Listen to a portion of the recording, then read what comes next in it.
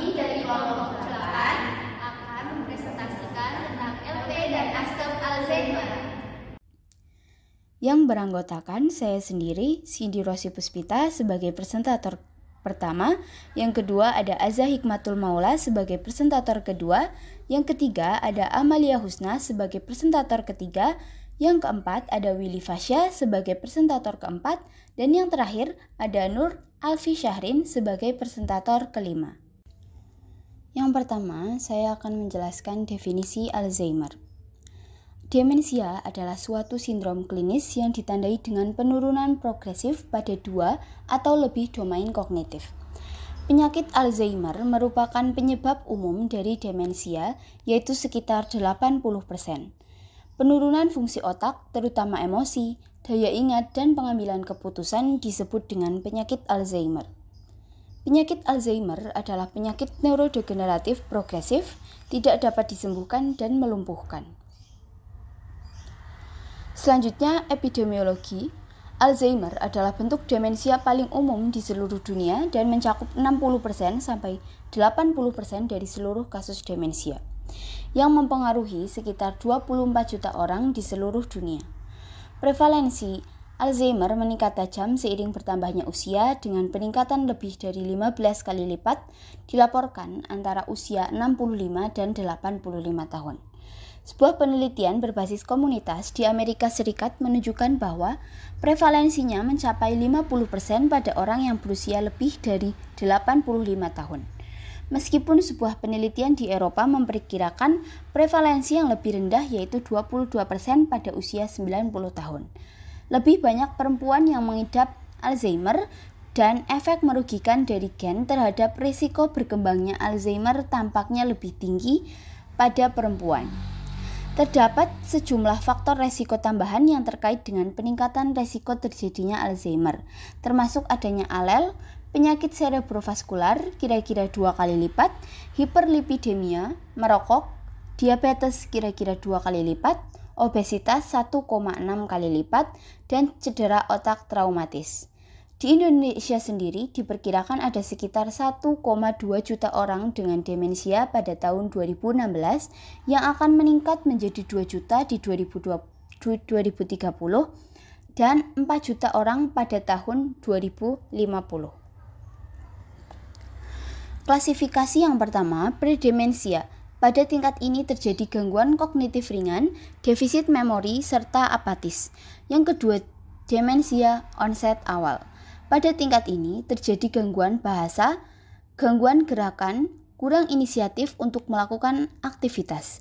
Yang ketiga, demensia moderat. Pada tingkat ini terjadi deteriorasi progresif, tidak mampu membaca dan menulis, gangguan long-term memory, labil, dan delusi. Yang terakhir, demensia tahap lanjut atau advance. Pada tingkat ini terjadi tidak dapat mengurus diri secara mandiri, kehilangan kemampuan verbal total, dan kehilangan kemampuan makan. Etiologi yang pertama, faktor resiko internal berupa genetik yang diklasifikasikan berdasarkan usia, mutasi gen APP atau amyloid precursor protein, presenilin 1, presenilin 2, serta peningkatan kadar homocysteine dan adanya alel. Faktor resiko eksternal yang dapat mengembangkan penyakit Alzheimer diantaranya cedera kepala traumatis, depresi, penyakit kardiovaskular, penyakit cerebrovaskular, hipertensi, diabetes mellitus, obesitas, penuaan, status pernikahan, stres, depresi, dan kurang tidur. Kemudian, penyakit Alzheimer dapat dipengaruhi secara langsung dengan adanya interaksi antara faktor internal dan faktor eksternal. Faktor tersebut diklasifikasikan sebagai faktor gaya hidup individu, seperti olahraga, merokok, konsumsi alkohol, penggunaan estrogen oleh wanita, penggunaan agen antiinflamasi, aktivitas santai seperti membaca, diet sehat, olahraga dapat menurunkan resiko penyakit Alzheimer.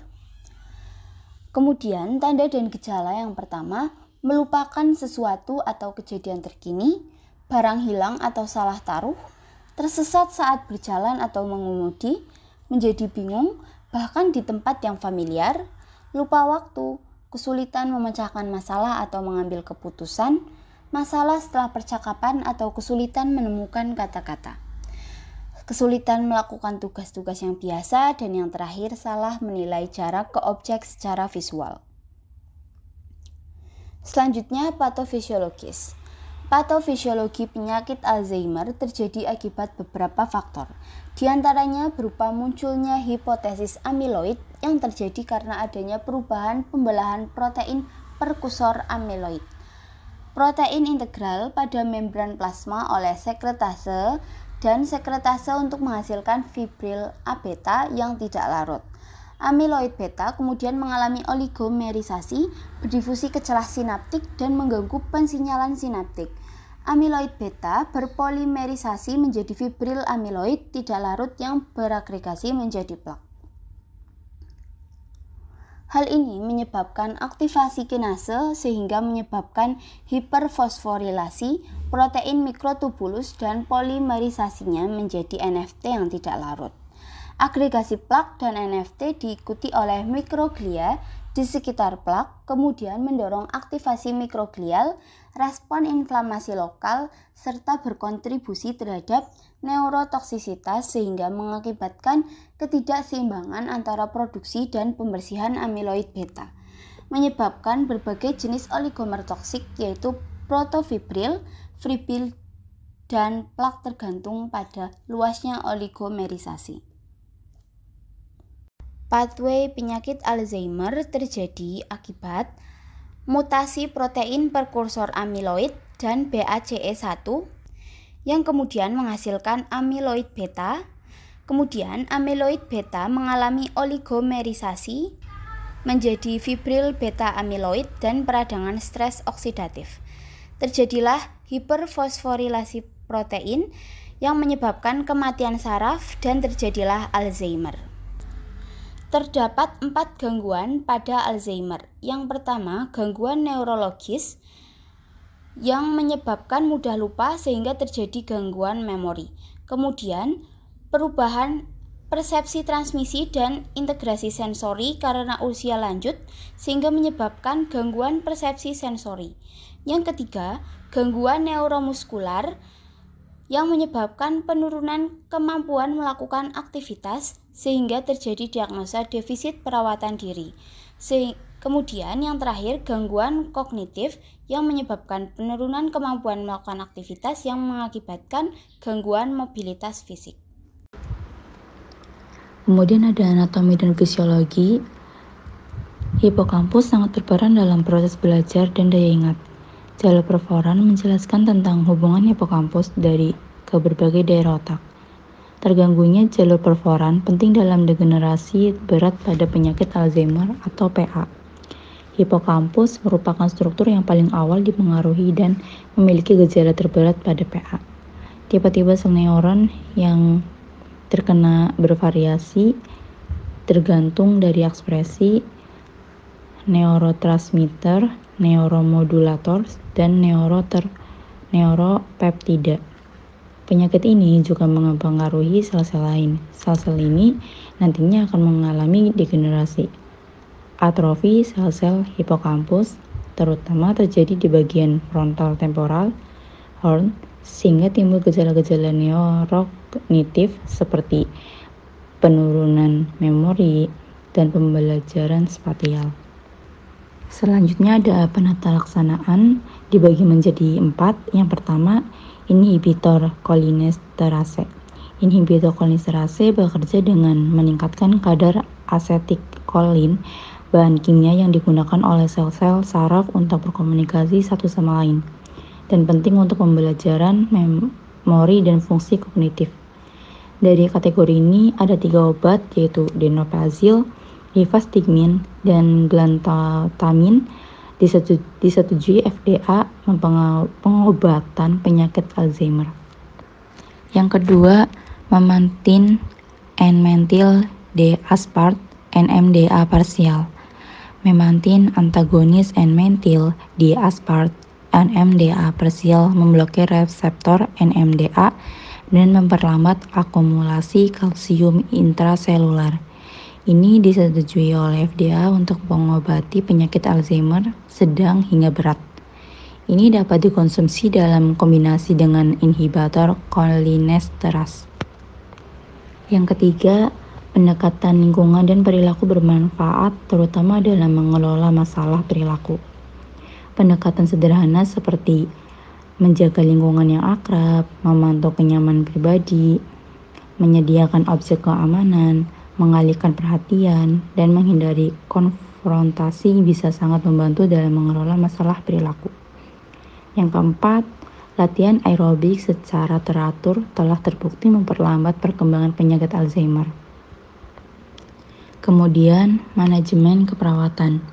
Yang pertama, dapatkan riwayat menyeluruh dan memeriksa fisik, kaji status neurologis dan psikiatrik, menilai suasana hati, periksa perilaku kemampuan gizi untuk berpakaian, pastikan nutrisi yang cukup, pastikan pasien berorientasi, menyediakan struktur dan memelihara jadwal, membantu aktivitas hidup sehari-hari, dorong interaksi dengan orang lain, pantau berkeliaran, mendidik keluarga atau mengasuh tentang perkembangan penyakit dan sumber daya yang tersedia, berikan obat-obatan, minimalkan agitasi, kemudian perawat mendidik pasien dan keluarga tentang pengobatan, perubahan gaya hidup, dan melakukan aktivitas hidup sehari-hari untuk mendidik pasangan agar melaporkan sendiri gejala yang buruk.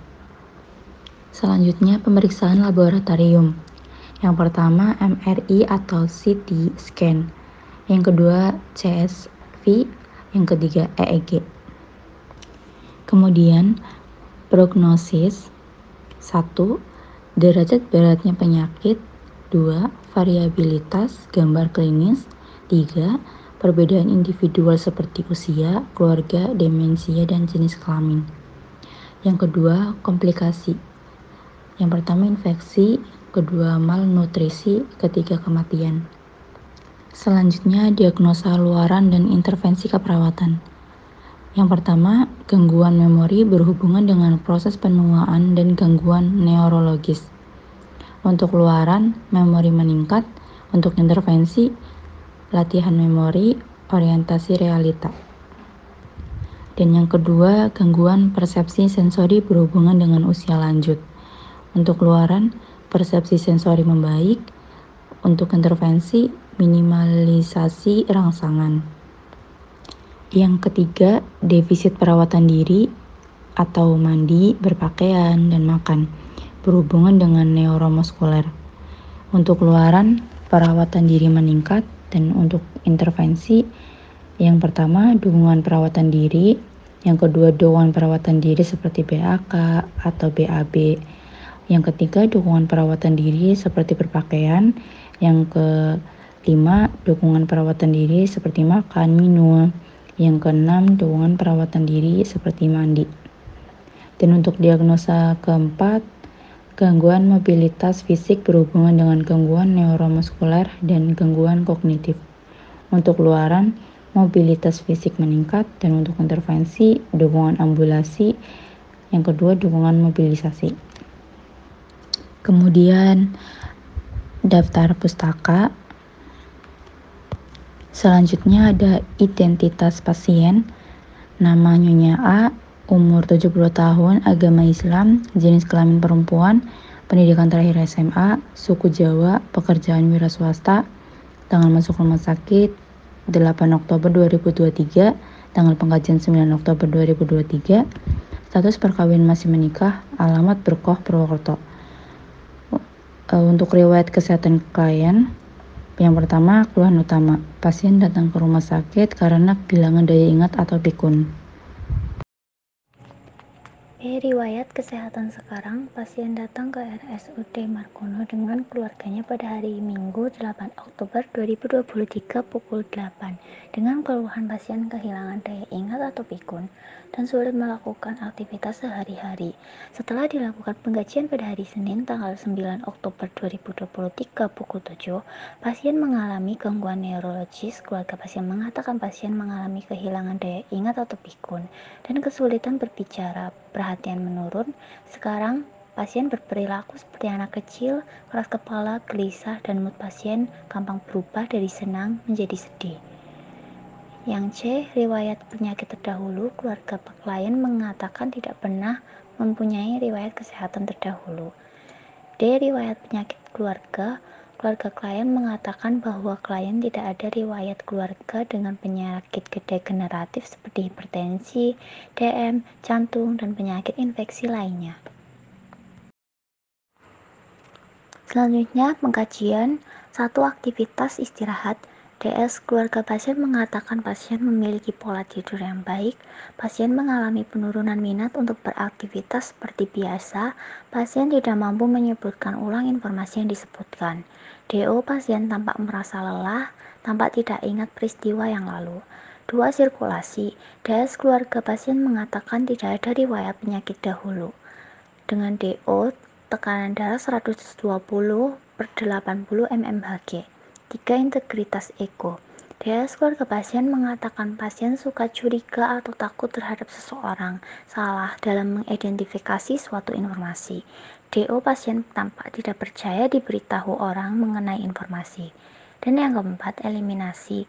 DS, keluarga pasien mengatakan pasien PAK frekuensinya 2 kali 24 jam dengan BAP sebanyak 1 kali sehari dengan konsistensi padat dan bau khas feses. DO-nya volume urin 400 cc dengan warna kuning khas urin. 5. Makanan. DS, keluarga pasien mengatakan pasien nafsu makan 3 kali sehari dengan porsi tidak habis. Pasien minum sebanyak 1000 cc per hari. DO, pasien tampak nafsu makan menurun, kesulitan dalam mengunyah. 6. Hygiene. DS, keluarga pasien mengatakan pasien dibantu aktivitasnya oleh keluarga sehingga jarang melakukan personal hygiene seperti mandi dan keramas. DO, pasien tampak dibantu, tampak mengalami penurunan minat dalam personal hygiene. 7. Neurosensori. DS, keluarga pasien mengatakan pasien mengalami penurunan daya ingat, pasien tidak mampu mengingat masa lalu, dan pasien mengalami kelelahan dalam beraktivitas. Dengan DO, pasien tampak bertanya-tanya ulang dalam percakapan, tampak kesulitan dalam berbicara, dan tampak lelah. 8. Kenyamanan. DS, keluarga pasien mengatakan pasien nyaman saat bersosialisasi, namun tidak nyaman saat berbicara, dan kerap tidak percaya dengan orang lain. Dengan DO, pasien tampak curiga. Selanjutnya, aspek psikologis. DS, pasien mengatakan cemas menghadapi penyakit tersebut, mengatakan dia ingin sembuh dari penyakit tersebut, dan mengatakan tidak ada nilai keyakinan yang bertentangan dengan kesehatannya. Dengan DO, pasien terlihat cemas akan penyakitnya, pasien terlihat optimis sembuh dari penyakitnya. Selanjutnya, aspek sosial. DS, keluarga pasien mengatakan hubungan dengan keluarganya baik, dan berkomunikasi dalam keluarga dilakukan secara terbuka. Yang kedua, pasien mengatakan orang terdekatnya adalah suami, dan keluarga adalah yang paling berarti. Dan selanjutnya, kegiatan masyarakat. Pasien mengatakan sudah tidak pernah ikut dalam kegiatan masyarakat karena sulit dalam beraktivitas. Dengan DO, pasien terlihat nyaman dengan lingkungan sekitar, terlihat hubungannya dengan keluarganya baik, terlihat orang yang suka bersosialisasi. Dari aspek spiritualitas atau PICA, data subjektifnya yaitu pasien mengatakan aspek spiritual ini penting dalam kehidupannya dan merasa dengan menjalankan perintah agama ada pengaruh baik dalam kehidupannya. Pasien merasa dengan berdoa memohon kepada Allah SWT bisa memberikan kekuatan untuk bangkit dalam penyakitnya. Data objektifnya yaitu pasien terlihat tabah dan percaya bahwa penyakitnya bisa sembuh. Diagnosa keperawatan dari kasus Alzheimer yang kita ambil yaitu pertama, gangguan memori berhubungan dengan proses penuaan dan gangguan neurologis ditandai dengan DS. Keluarga pasien mengatakan pasien sering lupa atau pikun, pasien mengatakan tidak mengingat aktivitas yang dilakukan sebelumnya, pasien mengatakan tidak mampu mengingat peristiwa yang lalu. Dengan DO, pasien tampak tidak mengingat aktivitas yang dilakukan sebelumnya, pasien tidak mampu melakukan kemampuan yang dipelajari sebelumnya. Diagnosa kedua yaitu gangguan persepsi sensori yang berhubungan dengan usia lanjut, ditandai dengan DS. Keluarga pasien mengatakan pasien sering tidak percaya dengan orang lain. Dengan DO, respon pasien tampak tidak sesuai, pasien tampak kesulitan dalam berbicara. Diagnosa ketiga yaitu defisit perawatan diri, terutama mandi, berpakaian, dan makanan, berhubungan dengan gangguan neuromuskuler ditandai dengan DS. Keluarga pasien mengatakan pasien tidak bisa melakukan personal hygiene dalam mandiri. Keluarga pasien mengatakan kebiasaan mandi pasien hanya sekali dalam sehari. Pasien hanya mencuci rambutnya pun sekali dalam seminggu. DO, pasien tampak mengalami penurunan minat dalam melakukan personal hygiene. Pasien tampak dibantu aktivitasnya oleh keluarga. 4. Gangguan mobilitas fisik yang berhubungan dengan gangguan neuromuskuler dan gangguan kognitif ditandai dengan DS yang pasien enggan melakukan aktivitas dan pergerakan. Keluarga pasien pun mengatakan pasien tidak mampu aktivitas dengan mandiri atau dibantu dengan keluarga. Dengan DO, pasien tampak lemah, pasien tampak tidak bisa melakukan aktivitas secara mandiri. Rencana keperawatan dari diagnosa pertama yaitu gangguan memori yang berhubungan dengan proses penuaan dan gangguan neurologis. Dengan luaran yaitu setelah dilakukan intervensi keperawatan selama 2x24 jam, diharapkan memori pasien meningkat dengan kriteria hasil. Yang pertama, verbalisasi kemampuan meningkat, perilaku yang pernah dilakukan pun meningkat. 2. Verbalisasi kemampuan meningkat dengan peristiwa yang meningkat. 3. Melakukan kemampuan yang dipelajari pun meningkat. Intervensi yang dapat dilakukan yaitu latihan memori. Yang pertama, observasi, identifikasi masalah memori yang dialami. 2. Monitor perilaku dan perubahan memori selama terapi. Terapeutiknya yang pertama, fasilitasi mengingat kembali pengalaman masa lalu. 2. Fasilitasi tugas pembelajaran. 3. Fasilitasi kemampuan konsentrasi. Edukasinya yaitu jelaskan tujuan dan prosedur latihan. Kolaborasinya rujuk pada terapi okupasi jika perlu. Rencana keperawatan diagnosa kedua yaitu gangguan persepsi sensori berhubungan dengan usia lanjut. Dengan luaran setelah dilakukan intervensi keperawatan selama 2x24 jam, diharapkan persepsi sensori membaik. Dengan kriteria hasil yang pertama, respon sesuai stimulus membaik. 2. Konsentrasi membaik. 3. Orientasi waktu membaik. Dengan intervensi yang dilakukan yaitu meminimalisasi rangsangan. Observasinya periksa status sensori dan tingkat kenyamanan. Misal nyeri, kelelahan. Terapeutiknya diskusikan tingkat toleransi terhadap beban sensori. Edukasinya ajarkan cara meminimalisasi stimulus. Kolaborasinya yaitu kolaborasi dalam meminimalkan prosedur atau tindakan. Untuk diagnosa ketiga, defisit perawatan diri. Dengan luaran setelah dilakukan intervensi keperawatan selama 2x24 jam, diharapkan perawatan diri pasien meningkat dengan kriteria hasil yang pertama, kemampuan mandi meningkat. 2. Kemampuan makan meningkat. 3. Minat melakukan perawatan diri meningkat. 4. Mempertahankan kebersihan diri pun meningkat. Intervensi yang dilakukan yaitu dukungan perawatan diri. Observasinya yang pertama, identifikasi jenis bantuan yang dibutuhkan. 2. Monitor kebersihan tubuh. Terapeutiknya sediakan lingkungan yang aman dan nyaman. 2. Fasilitasi mandi sesuai kebutuhan. 3. Pertahankan kebiasaan kebersihan mandiri. Edukasinya yaitu jelaskan manfaat mandi dan dampak tidak mandi terhadap kesehatan. Ya, selanjutnya ada rencana keperawatan yaitu diagnosa keempat, defisit perawatan diri, yaitu mandi, berpakaian, dan makan, berhubungan dengan gangguan neuromuskuler.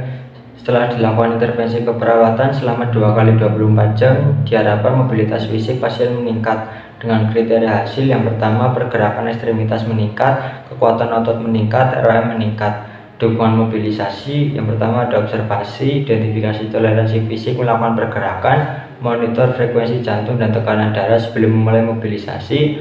Kedua, ada terapeutik, fasilitasi melakukan pergerakan jika perlu, libatkan keluarga untuk membantu pasien dalam meningkatkan pergerakan. Ketiga, ada edukasi, yaitu ajarkan mobilisasi sederhana yang harus dilakukan, misal duduk di tempat tidur.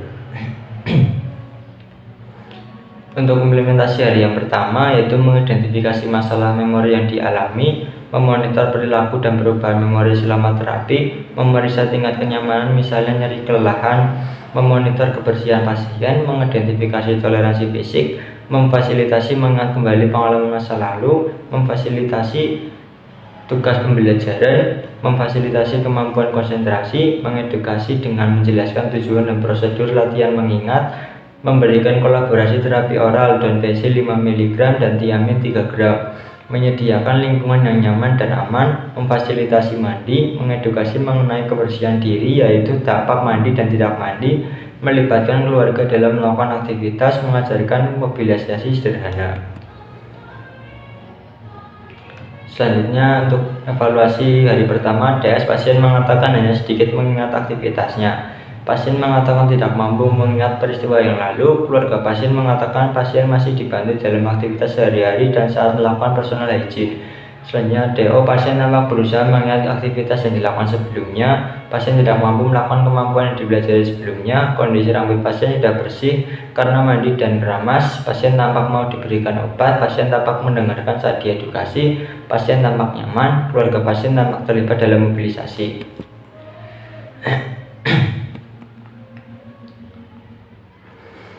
Selanjutnya implementasi hari kedua, yaitu mengidentifikasi masalah memori yang dialami, memonitor perilaku dan perubahan memori selama terapi, menyediakan lingkungan yang nyaman dan aman, mengidentifikasi toleransi fisik, mengevaluasi ingatan pasien mengenai pengalaman masa lalu, mengevaluasi pembelajaran, mengevaluasi kemampuan konsentrasi, memberikan terapi oral kolaborasi terapi oral Don PC 5 mg dan Thiamin 3 gram, memberikan infus RL, mengevaluasi personal hygiene pasien, mengevaluasi kemampuan mobilisasi sederhana pasien. Selanjutnya untuk evaluasi hari kedua, DS pasien mengatakan sedikit mengingat aktivitasnya. Pasien mengatakan sedikit mengingat peristiwa yang lalu. Keluarga pasien mengatakan pasien mulai melakukan aktivitasnya seperti makan dengan mandiri. Keluarga pasien mengatakan personal hygiene pasien masih dibantu dengan keluarga. Untuk DO-nya, pasien tampak berusaha mengingat aktivitas yang dilakukan sebelumnya. Pasien tampak mampu sedikit melakukan kemampuan yang dipelajari sebelumnya. Kondisi rambut pasien sudah bersih karena mandi dan keramas. Pasien tampak mau diberikan obat. Pasien tampak nyaman dan keluarga pasien tampak terlibat dalam mobilisasi.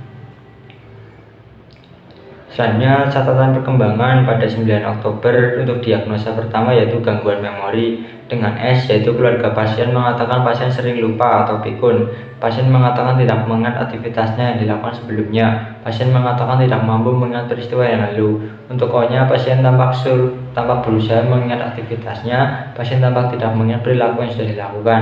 Untuk A-nya, masalah gangguan memori belum teratasi dengan indikator verbalisasi kemampuan mengingat perilaku yang pernah dilakukan. Awal 2 cukup menurun, saat ini 2 cukup menurun, target 5 meningkat. Verbalisasi kemampuan mengingat peristiwa, awal 2, saat ini 2, target 5. Melakukan kemampuan dipelajari, awal 2, saat ini 2, target 5. P-nya untuk lanjutkan intervensi, mengidentifikasi masalah yang memori yang dialami, memonitor perilaku. Untuk catatan perkembangan untuk diagnosa kedua pada hari pertama, gangguan persepsi sensori. Untuk S-nya, pasien mengatakan sering kesal sendiri. O-nya, pasien tampak melamun, respon pasien tampak tidak sesuai. A, masalah gangguan persepsi sensori, indikator respon sesuai stimulus A. Awal 2, saat ini 2, target 5. Konsentrasi awal 2, saat ini 2, target 5. Orientasi awal 2, saat ini 2, target 5. P-nya lanjutkan intervensi, mengidentifikasi masalah memori yang dialami, monitor perilaku dan perubahan memori selama terapi. Catatan perkembangan hari kedua untuk diagnosa pertama gangguan memori. Untuk S, keluarga pasien mengatakan pasien mulai belajar mengingat-ingat. Pasien mengatakan mulai belajar mengingat aktivitas yang dilakukan sebelumnya. Pasien mengatakan mulai belajar mampu mengingat peristiwa yang lalu. Untuk O-nya, pasien tampak mulai belajar mengingat. Pasien tampak mulai belajar mengingat perilaku yang sudah dilakukan. Hanya masalah gangguan memori sebagian teratasi. Indikator verbalisasi kemampuan mengingat perilaku yang pernah dilakukan, awal 2, saat ini 3, target 5. Verbalisasi kemampuan mengingat peristiwa awal 2, saat ini 3, target 5. Melakukan kemampuan yang dipelajari awal 2, saat ini 3, target 5. B. Lanjutkan intervensi, mengidentifikasi masalah memori yang dialami, monitor perilaku dan perubahan memori selama terapi. Untuk diagnosa kedua, catatan perkembangan hari kedua, keluarga pasien mengatakan pasien sudah tidak terlalu curiga terhadap orang lain. O-nya, pasien tampak berkurang melamunnya, respon pasien tampak mulai sesuai. A-nya, masalah dengan persepsi sensori sebagian teratasi dengan indikator respon sesuai stimulus awal 2, saat ini 3, target 5. Konsentrasi awal 2, saat ini 3, target 5. Orientasi awal 2, saat ini 3, target 5. B. Lanjutkan intervensi, mengidentifikasi masalah memori yang dialami, monitor perilaku dan perubahan memori selama terapi. Untuk selanjutnya yaitu drug study. Untuk pertama yaitu terapi medis. Obat yang pertama yaitu donepezil adalah obat untuk mengobati gejala demensia Alzheimer yang sering dialami oleh orang lanjut usia atau lansia. Penderita Alzheimer ini memiliki kadar asetilkolin yang tergolong rendah. Donepezil merupakan obat penghambat enzim asetilkolinesterase yang berfungsi untuk menghancurkan asetilkolin, yaitu zat kimia otak yang berfungsi untuk menyalurkan sinyal saraf. Untuk dosisnya yaitu dosis awal penggunaan sebanyak 5 mg 1 kali sehari sebelum tidur di malam hari. Untuk indikasi, dosis awal yang digunakan adalah 5 mg. Kemudian dapat dinaikkan sesuai respon klinis pasien. Penggunaan donepezil memerlukan perhatian khusus dan penyesuaian dosis pada populasi geriatrik.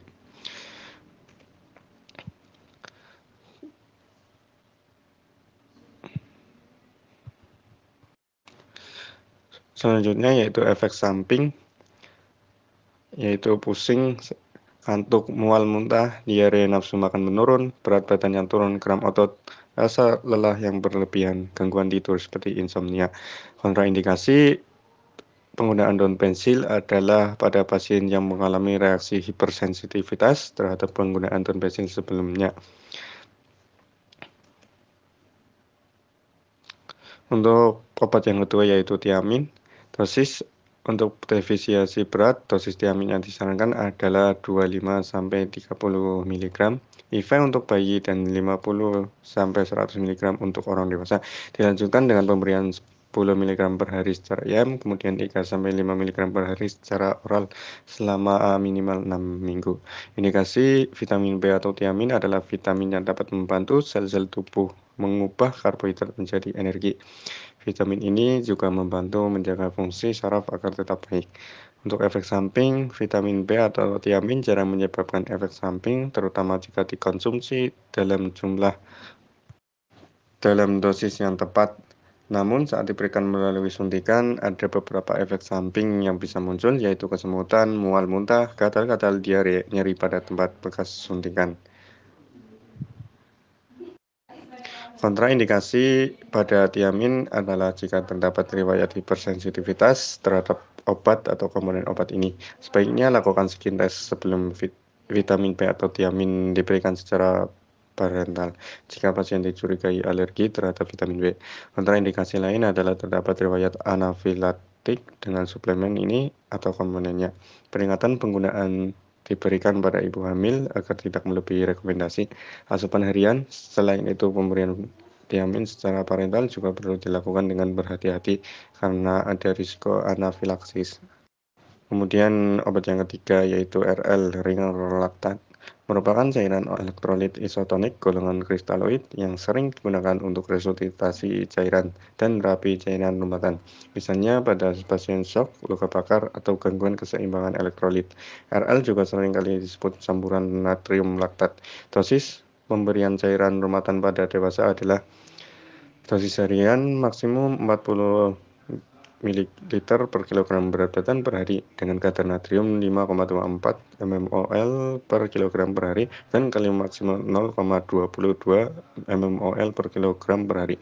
Laju kecepatan infus tidak lebih dari 5 ml per kilogram berat badan per jam. Untuk dosis disesuaikan kembali berdasarkan kebutuhan dan kondisi medis pasien.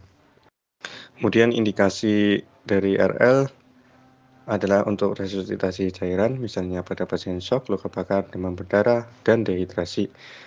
Dosis tergantung pasien yang mendasari berat badan, status asam basa, dan usia pasien. Efek samping RL adalah timbul reaksi pada bekas tempat infus, termasuk phlebitis, peradangan pembengkakan, ruam pruritus, eritema, nyeri, serta sensasi terpakan. Kemudian kontraindikasi penggunaan RL adalah riwayat alergi atau hipersensitivitas terhadap semua kandungan RL, yaitu natrium klorida, kalium, kalsium, dan laktat. Peringatan penggunaan RL adalah interaksi obat yang disebabkan sifat cairan RL yang alkali karena dapat mempengaruhi eliminasi obat di ginjal. Kemudian obat donepezil. Sebelum pemberian obat, pasien bernama Nyonya A, obat yang diberikan adalah donepezil, dosis yang diberikan yaitu 5 mg, waktu pemberian yaitu 1 kali sehari sebelum tidur. Rute pemberian melalui peroral berupa tablet yang dapat ditelan secara utuh. Dokumentasi pada tanggal 20 April 2023 telah diberikan obat donepezil pada Nyonya A dengan dosis 5 mg melalui oral dan pasien kooperatif. Kemudian selama pemberian obat, perawat telah menjelaskan bahwa obat yang diberikan adalah donepezil yang berfungsi untuk mengobati gejala demensia akhir yang sering dialami oleh orang lanjut usia dengan efek samping pusing, sakit kepala, kantuk, mual, muntah, diare, nafsu makan menurun, dan lain sebagainya. Untuk perawat telah mengecek benar obat kembali sebelum pemberian. Prinsip pemberian obat donepezil adalah bersih. Kemudian setelah pemberian obat, tidak ada reaksi alergi maupun efek samping obat. Untuk efektivitas terlihat saat hari kedua gejala demensia yang dialami pasien mulai berkurang. Kemudian obat selanjutnya tiamin. Sebelum pemberian obat, pasien bernama Nyonya A, obat yang diberikan adalah tiamin. Dosis yang diberikan yaitu 50 mg. Waktu pemberian yaitu 3 kali sehari. Rute pemberian melalui peroral berupa tablet yang dapat ditelan secara utuh. Dominasi pada tanggal 20 April 2023 telah diberikan obat tiamin pada Nyonya A dengan dosis 50 mg melalui oral dan pasien kooperatif. Selama pemberian obat, perawat telah menjelaskan bahwa obat yang diberikan adalah tiamin yang berfungsi dapat membantu sel-sel tubuh mengubah karbohidrat menjadi energi. Perawat telah mengecek 6 benar obat kembali sebelum pemberian. Prinsip pemberian obat tiamin adalah bersih. Sesudah pemberian obat, tidak ada reaksi alergi maupun efek samping obat. Untuk efektivitas terlihat pada saat hari kedua, yaitu energi pasien kembali. Untuk obat selanjutnya yaitu ringan laktat atau RL. Sebelum pemberian RL, pasien bernama Nyonya A, obat yang diberikan adalah ringan laktat. Dosis yang diberikan yaitu 500 mg. Waktu pemberian yaitu selama pasien dirawat di rumah sakit. Rute pemberian melalui intravena. Dokumentasi pada tanggal 20 April 2023 telah diberikan RL pada Nyonya A dengan dosis 500 mg melalui intravena dan pasien kooperatif. Selama pemberian obat, perawat menjelaskan saat pemasangan infus untuk pemberian RL bahwa RL berfungsi untuk resusitasi cairan dan terapi cairan rumahan, misalnya pada pasien shock, luka bakar, dan lain sebagainya. Kemudian perawat telah mengecek 6 benar obat kembali sebelum pemberian RL. Prinsip pemberian obat RL adalah steril. Sesudah pemberian obat, tidak ada reaksi alergi maupun efek samping obat. Untuk efektivitas terlihat saat hari kedua, yaitu hidrasi pasien kembali. Ya, demikian presentasi yang dapat kami sampaikan oleh kelompok 8 tentang Alzheimer. Kurang lebihnya kami mohon maaf. Wassalamualaikum warahmatullahi wabarakatuh.